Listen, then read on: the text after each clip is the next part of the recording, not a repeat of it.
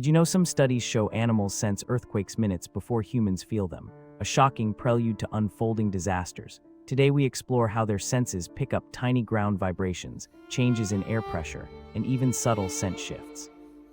In real life, dogs and cats reportedly flee rooms before shaking starts, while elephants seem to move toward higher ground.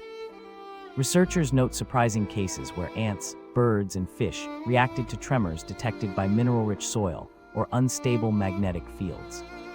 If animals can reveal signals, what else might science uncover about our planet?